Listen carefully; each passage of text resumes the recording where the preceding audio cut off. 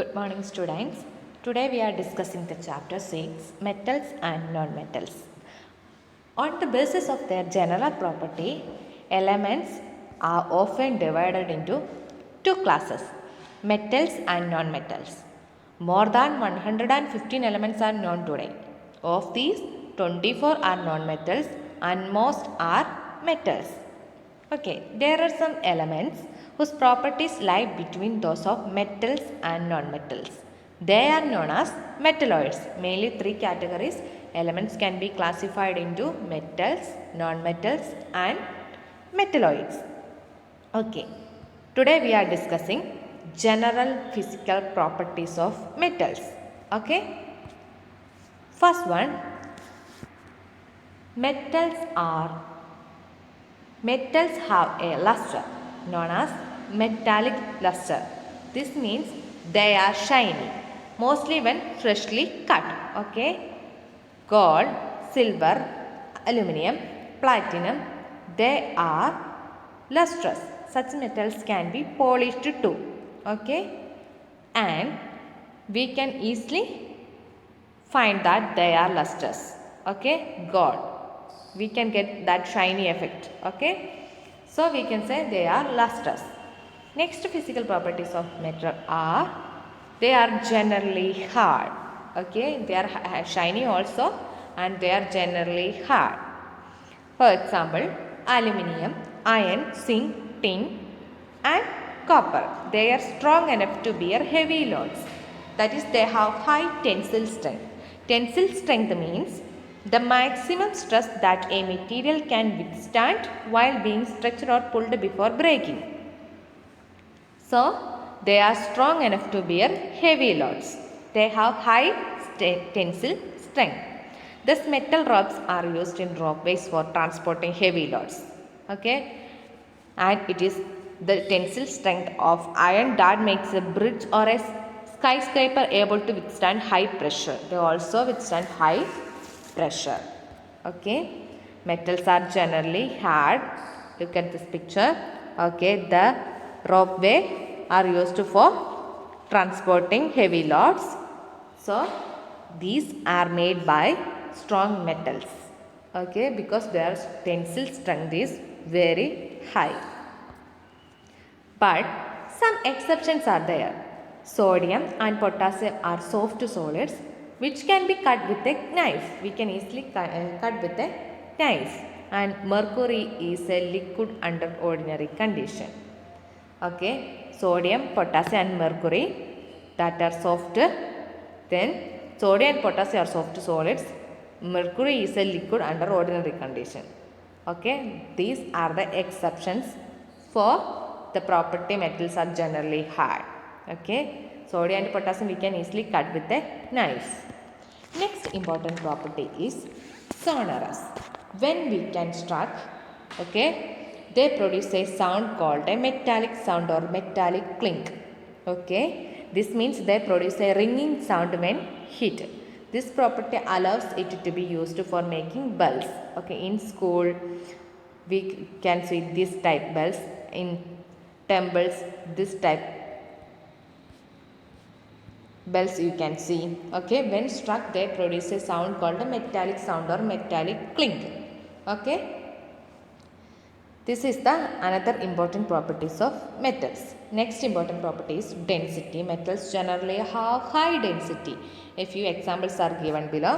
Okay, iron, copper, gold, platinum. Their density is, that means mass by volume ratio. Okay, mass by volume ratio 7.9 gram per centimeter cube. That are given in gram per centimeter cube. Okay, and metals have high density because there is a little empty space between the atoms. Okay, look at this image. Okay, the atoms are arranged in like this. Okay, are packed close together in a metal. Due to this arrangement they have high density because there is a little empty space between the atoms. This empty space is very low. The mass is occupied in maximum volume. So most of the metals have high density. They feel heavy for their size. Okay, and some exceptions are also there. Potassium, sodium, magnesium and aluminum have comparatively low density, such as potassium for 0.86 gram per centimeter cube and sodium have 0.97 gram per centimeter cube and magnesium have 1.74, aluminum have 2.7 gram per centimeter cube. Okay, and they are called light. Okay, they have low density. Metals have generally high density. The exceptions also given. These exceptions are very important. Okay, then melting and boiling point. What about melting and boiling point? They have, metals generally have high melting and boiling point. Some examples are given. Okay, aluminum, iron, copper in textbook. Okay, the 660 degrees Celsius melting point. Okay, you can look a big value is given, so they have high melting and boiling point. Potassium, sodium, tin and lead have comparatively low melting point. Okay, potassium, sodium, tin, lead, you can see that they have comparatively low melting and boiling point, but melting point is low but boiling point is quite high. Okay, so but there are some exception also. The liquid metal, which is the liquid metal mercury, which can be freezes at minus 39 degrees Celsius and boils at 357 degrees Celsius. Okay, next property is malleability. Okay, malleability means we can be beaten or rolled into sheet. Okay, like this. Okay, aluminum, iron, copper, silver can be beaten or rolled into thin sheet. Okay, common examples are the silver foil is used to decorate sweets and aluminum foil to use to pack foodstuffs. Okay, from hotel we can get aluminum foil. Okay, the package of food. Okay, so we can be beaten or rolled into sheets are called the malleable property. Metals are malleable. Iron, copper, gold, aluminum, etc. are examples. Ductility. Metals are ductile, that is they are flexible and can be drawn into wires. Okay, there are some wires made by copper, aluminum, silver. Okay, they are flexible and can be drawn into wires. Okay, examples are iron, aluminum, copper, silver and gold. They can be easily drawn into wires. That is the property of metal. Okay, ductile. Properties of another important property is good conductors of heat. That is they allow heat to pass through them easily. Due to this property we use metal utensils. Okay, for cooking accessories, heat is supplied at one place of the utensil is conducted or over it. Okay, we cannot make a frying pan made by carbon because it is bad conductor of heat. Okay, when placed over a fire, carbon will not distribute the heat all over the pan. We know that it cannot spread the heat. Instead, it will start burning due to the localized heat. If you are giving heat in this direction, the heat is localized. It cannot distribute all over the pan. So, it will burn. Okay, the pan will burn. Okay, so we cannot use a carbon pan because the properties of some metals are conductors of heat. That metals we can use for cooking accessories. Okay, then metals, another important property, they are good conductors of electricity. That is, they allow an electric current to pass them easily. This is why electricity is transmitted from one point to another through metal wires, like those of copper, aluminum. Okay, but the best conductor of electricity is silver, and next best is copper, and then aluminum. Silver, copper, aluminum. Okay, we cannot use nylon or jute ropes for electric transmission, as nylon and jute are bad conductors of electricity. The good conductors of electricity are silver, copper, aluminum. So, metals are good conductors of electricity. Next, move on to the non-metal case, physical properties of non-metals. In contrast to metals, non-metals are known for strength. Okay, of the 24 non-metals are known today. 24 non-metals are known today. 12 are solids such as carbon, silicon, phosphorus, sulfur, iodine, etc. And one is liquid, that is bromine. And 11 are gases under ordinary condition: hydrogen, nitrogen, oxygen, fluorine, chlorine, helium, neon, argon, etc. Okay, general properties of non-metals. First one is solid non-metals are non-lustrous. In the case of metal, we already said that metals are lustrous. Okay, that almost all properties are just opposite that of non-metals. Okay, the metal have properties opposite to that of non-metals. Okay, so in the case of metal, lustrous; in the case of non-metals, non-lustrous. Example: carbon, phosphorus and sulfur are dull looking solid. Exception are given: graphite, which is a form of carbon, and iodine. Okay, iodine is also a non-metal and which is a lustrous, having a shining surface just like metals. Next, solid non-metals are not hard, but metals are hard, non-metals are non-hard. Okay, so we can call them soft. Okay, phosphorus, sulfur, etc., carbon, they are soft solid, but one form of carbon, that is diamond. Exception: diamond, a form of carbon which is hardest solid. Okay, the exception are diamond, okay, which is a form of carbon. Okay, so we can call the, okay, it is the hardest one. Okay, phosphorus, sulfur, etc., are soft solids. Diamond is the hardest solid. Okay, next, non-metals are non-sonorous. Okay, that is it cannot produce when hit with a hammer, bromine, fluorine, etc. Okay, they do not produce a clink when struck against a hard object. Okay, non-metals are non-sonorous, and non-metals have low densities. Here are few examples. Okay, non-metals are given. Okay, phosphorus, sulfur, graphite, diamond, etc., and their densities are also given. Okay, they have low density.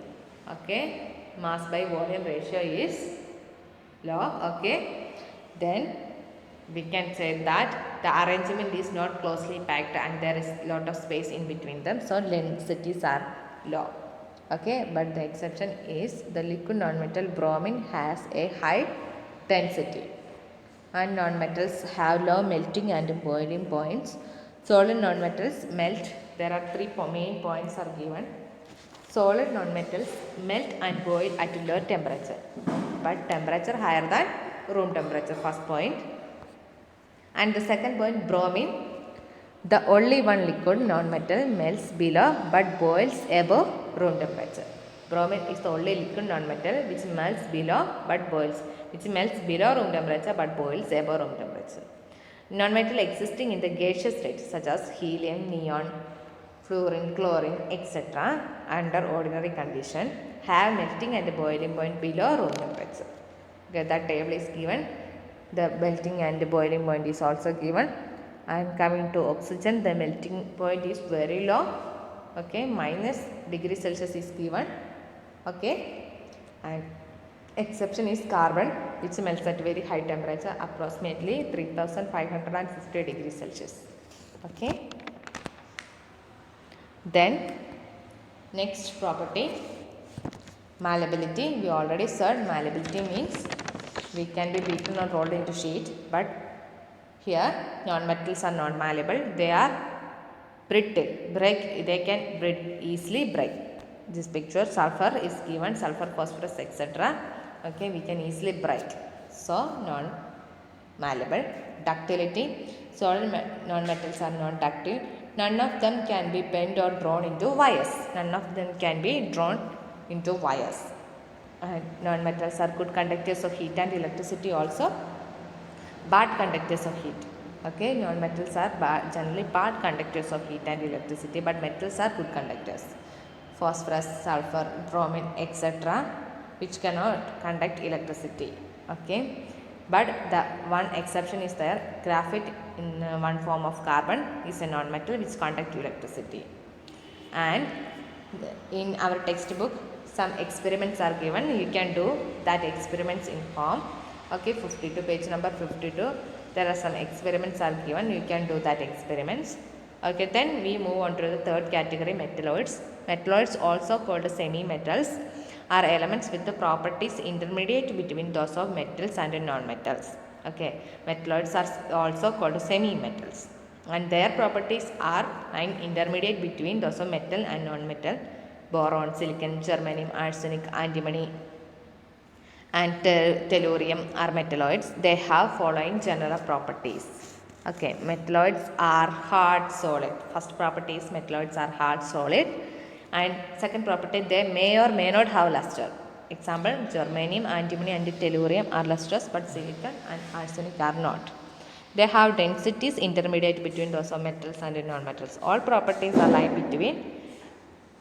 intermediate between those of metals and non-metals, and their ability to conduct heat are intermediate between those of metals and non-metals, except some arsenic and antimony being good conductors of electricity. Okay, except antimony and arsenic being good conductors of electricity. Metalloids, example silicon and germanium, are semiconductors. Silicon and germanium are semiconductors. That means they can partially conduct electricity. Metalloids like silicon and germanium are semiconductors, that is, their ability to conduct electricity is intermediate between those of metals and non-metals. The semiconducting property of these elements has made them highly useful in electronic industry. The chips are used in TVs, computers, phones, etc. are made of silicon.